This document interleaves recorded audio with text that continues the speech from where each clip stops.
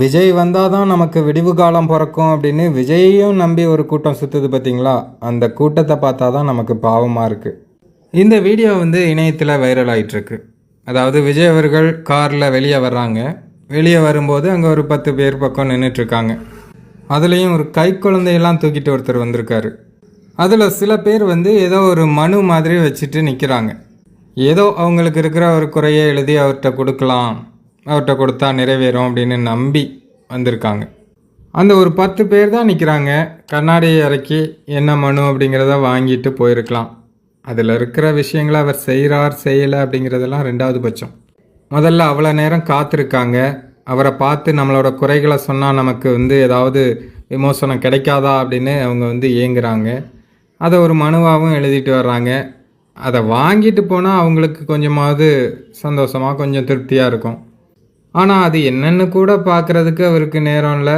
அவர் பாட்டுக்கு கண்ணாடியை கூட இறக்காமல் அப்படி போயிட்டார். பல தடவை நம்ம சொல்லியிருக்கோம், அவர் கண்ணாடியை கூட இறக்குறதில்ல. வீட்டுக்கிட்ட யாராவது நின்னாங்கன்னா நம்ம கடிச்சு வைக்கிற மாதிரி பயந்து ஓடுறாரு. ஆனால் மேடையில் பேசும்போது பாருங்கள், ரத்தமும் சதையும் மாதிரியும்பார். இந்த விஜயை நீங்கள் ஈஸியாக பார்க்கலாம், இவரை பார்க்க முடியாதுன்னெலாம் நினைக்காதீங்க அப்படிம்பாரு. எங்கே ஈஸியாக பார்க்கலாம்? சினிமாவிலையா? வீட்டு வாசலில் அவ்வளோ நேரம் காத்திருக்காங்க. அதுவும் வெளியே வரும்போது அந்த கண்ணாடி இறக்கி அந்த மனு ஒரு 4-5 மனு வாங்கிட்டு போகிறதுக்கே இவரால் முடியலைன்னா, இவரும் மக்களுக்காக நல்லது செய்வாருன்னு நம்பி ஒரு கூட்டம் இவருக்கு ஓட்டு போட்டிருக்கே. அந்த மாதிரி ஒரு பாவப்பட்ட ஜென்மங்களை பார்க்க முடியாது.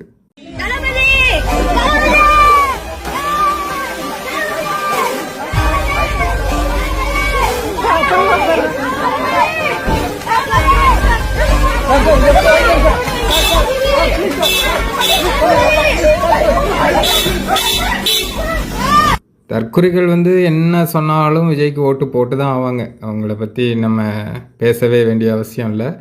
பட் விஜய் வந்தால் நல்லது நடக்கும் அப்படின்னு ஒரு சில ஜென்ரலாக இருக்கிற மக்களுமே நம்புகிறாங்க. அவங்களோட நிலைமை தான் அதோ கதி. உண்மையிலேயே விஜய் மாதிரி ஒரு அரசியல்வாதியை தமிழ்நாடு அரசியல் இதுவரையும் பார்த்ததில்லை. இப்போது எடப்பாடி பழனிசாமி அவர்கள்ட்டையும் மனு கொடுக்குறாங்க, மு.க. ஸ்டாலின் அவர்கள்ட்டையும் மனு கொடுக்குறாங்க. அதுக்காக அந்த மனுவெல்லாம் வாங்கி அவங்க எல்லாத்தையும் செஞ்சு கொடுத்துருவாங்கன்னு நான் சொல்லலை. பட் அந்த நேரத்துலையாவது அவங்க அதை வாங்கி காருக்குள்ளே வைப்பாங்க. ஆனால் இவர் என்னடான்னா கண்ணாடியை கூட திறக்காமல் இப்படி மூஞ்சில் அடித்த மாதிரி போகிறாரு. அங்கே அவ்வளோ நேரமாக காத்திருந்தவங்களுக்கு அது எவ்வளோ பெரிய கஷ்டமாக இருக்கும். இத்தனைக்கும் இன்னும் எலெக்ஷன் ரிசல்ட்டு கூட வரல. ரிசல்ட் வரலாம், ஒரு வேளை தப்பி தவறி முதல்வர் ஆகிட்டார்னா தமிழ்நாடு அதுக்கு மேலே யாராலும் காப்பாற்ற முடியாது. அடுத்த 5 வருஷத்தில் டோட்டலாக முடிச்சு தள்ளிடுவானுங்க. அதுக்கு வாய்ப்பு இல்லை, அது வேறு விஷயம். இருந்தாலும் சொல்கிறேன்.